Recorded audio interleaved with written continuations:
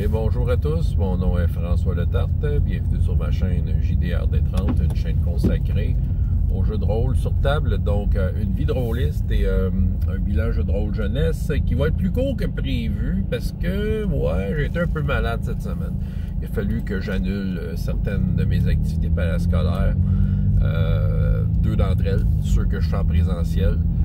Parce que dans le fond, c'est ça, je ne veux pas infecter les gens. J'ai pas eu la COVID, mais il y a tellement de virus qui causent ces temps-ci que ça me tentait pas de rajouter de l'eau sur le feu. Il y a des journées que je me sentais moins bien. J'aurais pu, c'est ça qui arrive. Bon, j'aurais pu, en pratique, j'aurais pu y aller. Puis je pense peut-être qu'il n'y aurait pas eu de danger, rien. Là. Puis y aller qu'un masque, évidemment, c'était arrêté ça. Mais en même temps, malgré les précautions, c'était plus pour moi aussi parce que j'aurais pas pu me reposer. Très intense, le parascolaire, très intense. T'as besoin d'être en forme. J'avoue que c'est la première fois depuis que je fais du parascolaire que je manquais de jeu de rôle. Fait que certains élèves m'ont exprimé leur déception, mais bon, on va être là la semaine prochaine. C'est ça qui arrive, c'est parce que quand tu donnes c'est ça, vous le savez, là, si vous êtes malade et que vous donnez à fond dans quelque chose, ça va marcher le temps de l'activité ou de l'événement, mais après, tu descends encore plus creux. Et je pouvais pas me le permettre parce que j'ai d'autres engagements qui impliquent que je suis avec des gens et qui sont malheureusement un peu plus obligatoires là, par rapport à mon travail. Là. Donc, il fallait vraiment que je me repose pour passer ça. Aujourd'hui, c'est pas si pire, ça va mieux. Et demain devrait être encore mieux si la tendance se maintient. Alors, là, j'ai quand même pu faire du parascolaire, pas de parascolaire, mais du jeu de rôle jeunesse un peu. La première partie, c'était Hero Kids, que j'ai fait avec ma fille et les petits copains du village. Ça faisait un bon bout qu'on n'avait pas joué. On réclamait une game, là, c'est ça. Ce qui arrive, c'est que j'essaie de vider le sac Donjons et Dragons 5e édition avec mon fils, comme j'ai dit à plusieurs reprises, j'aimerais ça tourner la page sur ce jeu-là. Mais bon, c'est ça, ce qui arrive, c'est que la game se prolonge. Fait qu'à toutes les fois que j'ai des occasions, je leur offre. Mais là, quand je leur offre pas, c'est pour ouvrir la porte des Hero Kids. Mais là, je vais essayer d'ouvrir la porte un peu plus souvent Hero Kids parce que, écoute, je pense qu'ils aiment ça, je pense qu'ils ont hâte. Fait que, je leur ai fait l'antre du Minotaure. Encore une fois, un peu le modèle que j'avais amené à Draconis, c'est-à-dire que le but, c'est pas d'aller tuer le Minotaure, c'est de lui voler une corne, mais qu'il reste en vie. Quand j'ai exposé ce plan-là au début, clairement, j'avais de l'opposition. Moi, je veux juste le tuer! Ah, mais c'est ça, je dis, ouais, mais c'est ça, il y a une condition, là, c'est ça. C'est le fun de mettre des conditions de même, parce que ça t'oblige à réfléchir, ça t'oblige à penser à ton affaire. La plupart des aventures d'Hero Kids, veut dire, le contexte est quasiment secondaire, hein, veut dire, le but, c'est de tuer toutes les bébites de chaque map. Dans la majorité des cas. Oui, il y a des aventures qui offrent des subtilités, mais moi, je suis rendu que j'aime ça mettre de la subtilité dans tout. Tu sais, que le challenge ait plusieurs facettes. Il va en avoir du combat, c'est ça qui arrive. Tu sais, il y a peu... En fait, c'est pas arrivé, en fait. J'ai pas fait d'aventure des Hero Kids où il n'y a pas eu au moins une bataille, tu sais. OK, c'est ça, c'est parce que, bon, les personnages sont montés aussi en fonction de leur capacité de combat. Mais un peu comme dans bien des jeux de rôle que j'expérimente, je trouve que des fois, les tests que tu essaies de faire pour pas te battre, tout ce que tu fais qui n'est pas de la bataille, des fois, tu es plus efficace. Puis en même temps, ça te permet d'être peut-être plus créatif de jeu que de juste te battre, t'sais. Fait que j'aime ça mettre des challenges. Écoute, je leur ai fait ça short and sweet. J'avais un nouveau, qui était le petit frère d'un qui était déjà là depuis une couple de games. Puis attendez.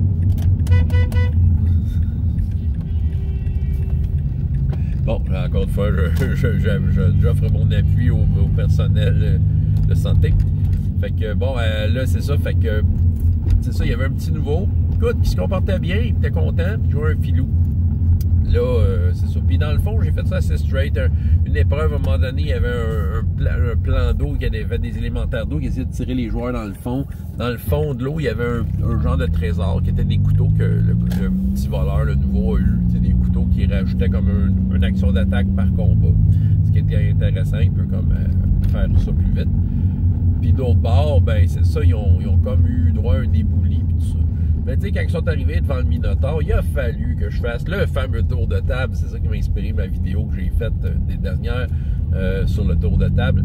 Puis ça. Puis dans le fond, ça a fonctionné. Parce que sinon, là, il y en a qui rentraient à tête perdue tout ça. Puis tu sais, le plan a bien fonctionné. Pour la fuite, j'avais comme décidé que le Minotaur avait un pouvoir là, un peu avant la game, comme de quoi que c'est son labyrinthe. Il est capable de se cacher dans les ombres et réapparaître. C'est ça. Fait que là, pendant leur fuite, ben, le Minotaur réapparaissait à tout moment. Puis il essayait d'en attaquer une coupe. Fait que les autres, ils avaient peur. Ah! Puis je l'avais mis vraiment fort, le Minotaur. Mais c'est ça. Mais à la fin, ça finit que la brute du groupe a fait un gros câlin au Minotaur. Ça a permis aux autres de se sauver. En tout cas, bref, ils ont réussi leur mission. Ce qui les amène à, dans cette gang-là, d'aller un peu fermer le dossier d'un genre de méchant là, qui tire les ficelles par derrière depuis longtemps. Puis, tu sais, ça leur donnait un némésis intéressant à les battre. Ils peuvent aller le battre dans leur monde. Tu sais, j'avais décidé à un moment donné que, oui, il était pour y aller, mais ça prenait des objets. Puis, tu sais, la dernière aventure, c'était une question de... Il fallait qu'il trouve les cheveux d'une princesse. La princesse qui a déjà été la blonde du méchant. Il fallait qu'il trouve ses cheveux. Puis, qu'il trouve la corne du Minotaure. Maintenant, tu sais, je vais leur dévoiler un peu l'utilité de ces objets-là, où ils vont le découvrir. Ça va dépendre comment je vais emmener ça. Tu sais, je vais comme... tu sais, moi aussi, je vais m'amuser là-dedans à essayer de développer de quoi. Mais pas trop compliqué, évidemment. Ça reste Zero Kids, mais tu sais, je sens que les joueurs, ça fait longtemps qu'ils veulent s'en prendre à cet ennemi-là. Puis ils ont plein de capacités. Tu sais, écoute, c'est très psychédélique jouer Hero Kids avec eux autres parce que j'utilise l'espèce de système de progression de personnages qui est très chouette. Mais je te jure que les personnages deviennent assez puissants. Fait que c'est ça. Ils en profitent. C'est assez amusant. Là. Dans les faits, c'est très amusant. Là. Ça fait des games assez colorés. Mais ils commencent à avoir beaucoup de stocks à la table, des objets magiques, des capacités. Des fois, ils ont de la misère à se retrouver un peu, mais bon. En même temps, c'est correct. À un moment donné, ils catchent « Ah! Je peux faire ça! » À un moment donné, ils s'en rappellent. Puis souvent, quand ils s'en rappellent, ben c'est au bon moment, c'est un moment qui est intéressant. Voilà. Fait que les prochaines games, ça va être à propos de rentrer dans l'univers, le royaume du méchant. Je devrais peut-être faire ça une couple d'étapes, tu sais. Je vais peut-être inventer un monde complètement fantastique, pété, comme s'il allait sur Mars. C'est ça. Puis c'est ça. Ils vont sortir d'un monde médiéval. J'ai le goût de les envoyer d'un monde où tu sais, les lois de la physique sont comme complètement différentes, puis qu'il y a comme un... Écoute, on dirait que je t'ai inspiré. J'aurais le goût de leur faire une map de ça. Je sais pas, une map d'un endroit, puis c'est ça, puis qui explore, puis qu'il y a des peuplades qui existent là-dessus. Qui sait, peut-être, je sais pas, je me sens inspiré. On verra. On verra le temps que j'ai. C'est ça. L'autre game que j'ai faite, ben c'est une game que je pouvais faire parce que c'est une game en ligne, donc la nouvelle game de Chronique oubliée en ligne. Fait que ça, c'est correct. Je pouvais... Tu sais, c'est en ligne, je suis assis... se relaxe, tu sais, le rythme en ligne est toujours un peu plus lent. Puis c'est Chroniques oubliées, fait que c'est moins demandant que ce que je faisais avant en ligne avec cette école-là, c'était donjon, fait que ça, j'étais toujours comme en train de jongler avec les livres, hein, c'est ça. Mais là, Chroniques oubliées, non, c'est ça. Par contre, il y a comme 2 joueurs qui se sont ajoutés cette semaine. Fait que là, il y avait un petit défi cette semaine, parce qu'il y avait déjà 2 joueurs qui ont joué la semaine passée, je leur ai débuté l'aventure, tout ça. Mais là, il y en a 2 qui ont comme allumé, là, qui sont en retard. Puis là, pendant la semaine, je leur écrivais, OK, on peut correspondre ensemble, on va pouvoir créer le personnage. Mais ils checkaient pas leur message. Fait qu'ils arrivent, la journée de la game, pas de bonhomme, ils veulent jouer. Fait que, écoute, pendant que j'essayais de jouer un peu avec les autres, je leur disais aux autres, écrivez-moi dans le chat, je leur envoyais les questions. Parce qu'à Chronique, j'oubliais que l'application que j'ai trouvée, OK, pour créer les bonhommes, qui est sur N'oubliez Chronique, un générateur de personnages. Écoute, en quelque sorte, moi je dirais que c'est en 4 étapes que tu fais ton bonhomme. C'est que tu as comme 4 questions à répondre. Puis tu passes à travers toutes les étapes parce que de création de personnage, d'un personnage de Chronique oubliée, choisis ta race, choisis ton profil, distribue tes points de tes caractéristiques. Moi je leur demande de distribuer leurs points. Et au final, choisis niveau 1, tu choisis 2 capacités de niveau 1. That's it. Le restant, c'est de l'équipement, tout ça. Le restant, c'est du négociable qui peut se faire en cours de route, c'est ça. Mais tu as besoin de ça, puis ta feuille est faite, elle est générée, elle est belle. Fait que, tu sais, je trouve que l'outil est bien monté. Peut-être une petite critique de l'outil N'oubliez Chronique, c'est qu'il y a des affaires dans la fiche que j'aimerais modifier par la suite, puis qu'on peut pas. Comme par exemple, le nom du personnage, tu peux plus l'ajouter. Parce que souvent, ils n'ont pas d'idée de nom. Mais tu sais, en même temps, c'est pas super important. L'important, c'est qu'il y ait surtout les chiffres. Tu sais, le restant, on peut le noter à part, là. Tu sais, c'est ça, c'est pas ce qui c'est super grave, là. Mais tu sais, c'est genre, quand tu fais ta fiche, trompe-toi pas en partant. Puis là, elle va être montée correct. Parce que si tu trompes, t'es obligé de recommencer ta fiche. Comme à un moment donné, un des personnages avait fait, il m'avait sorti des statistiques. Je sais pas ce que j'ai fait dans la génération de personnages. J'ai probablement accroché un bouton, mais il a comme généré d'autres statistiques. Là, quand j'ai vu sa fiche à la fin, je dis, wow, attends un peu, non, c'était pas ça. Fait que j'ai refait. Mais tu sais, c'est comme en 4 étapes, c'est super facile, là, tu sais. Fait que c'est ça, c'est super facile. Puis t'as un personnage aussi cool qu'un personnage de donjon, là, tu sais. Je vous le garantis pour ceux qui connaissent pas ça. Mais en tout cas, reste que c'est ça. Fait qu'il fallait que pendant la game de cette semaine, je puisse correspondre. Et non seulement ça, il y en a un qui avait un méga problème avec son audio. Son micro avait pas l'air de marcher, puis quand il l'allumait, on s'entendait tout en double, c'était l'enfer. Écoute, il a joué la game par écrit. Fait que tu sais, c'était sûr que c'était un peu plus long, puis il dit « Hey, OK, que finalement, qu'est-ce que tu voudrais faire? » Puis c'est sûr que là, lui, c'était plus comme je proposais des affaires, puis il pouvait pas se lancer dans une grande conversation de questions. T'sais, il posait des questions des fois, là, mais des fois, c'était à retardement que j'avais l'info parce qu'il écrivait. T'sais. J'essayais d'être attentif. J'ai fortement suggéré de checker cette semaine, de faire des tests avec Teams. Je sais pas s'il va faire ses devoirs. Je l'espère pour lui. Je l'espère pour nous aussi parce que ça va être juste plus agréable, mais bon. Et l'autre qui est arrivé comme en plein milieu de game, ouais, de la misère à me loguer, tout ça. Fait que tu sais, il fait son personnage à mesure. On a quand même pu jouer un peu. On n'a pas beaucoup progressé dans les tourments du Titan. Tu sais, il y a la première escalier. Tout s'est passé dans la première escalier. C'est drôle parce que là, il y a eu des classiques.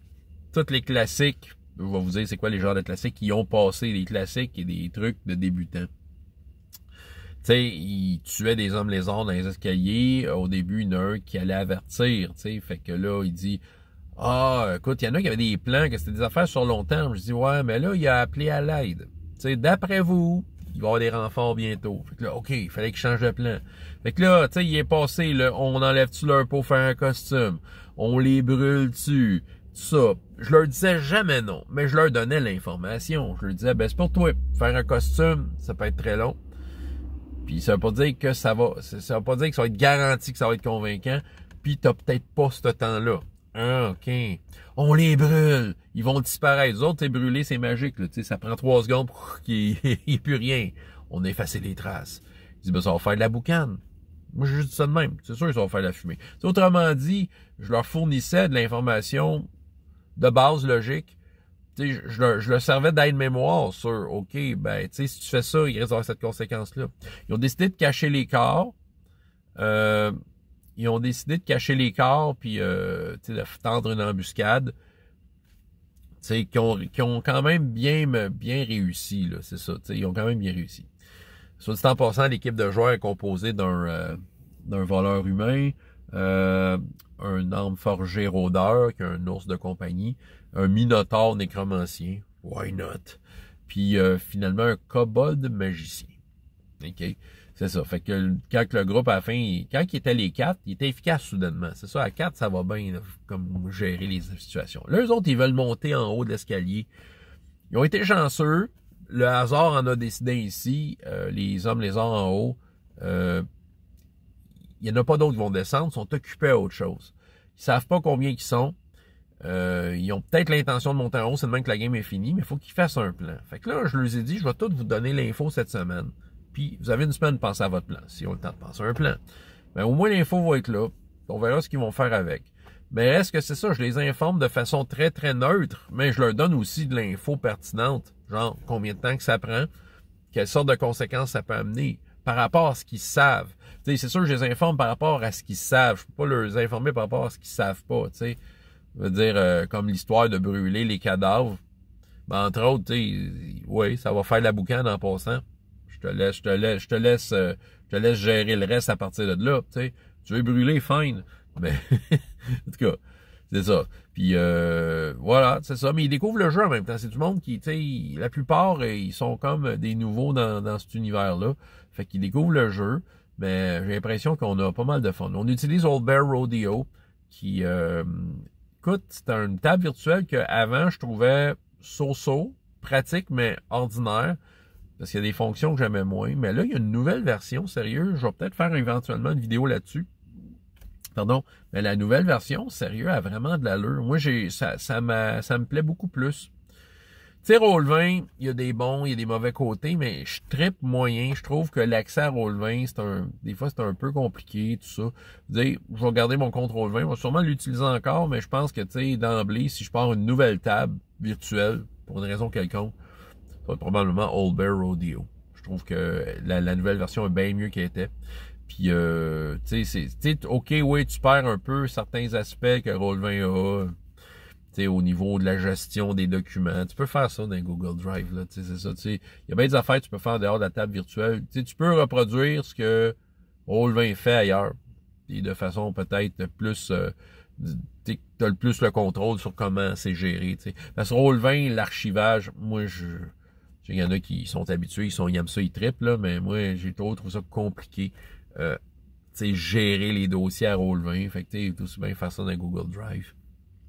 T'sais, pour la partie bouger des bonhommes, je trouve que Old Bear Rodeo, en tout cas, a gagné beaucoup de points, au point de dire que j'aurais quasiment le goût de m'abonner puis avoir les petits privilèges de plus. Je trouve que ça vaudrait la peine. T'sais, Roll20, j'ai jamais pensé que ça valait la peine par mon utilisation, mais Old Bear Rodeo, peut-être. En tout cas, je l'aime bien. Voilà, François Letarte, JDR de 30, et jusqu'à la prochaine fois. Et autant de plaisir dans la vie que dans les jeux. Au revoir.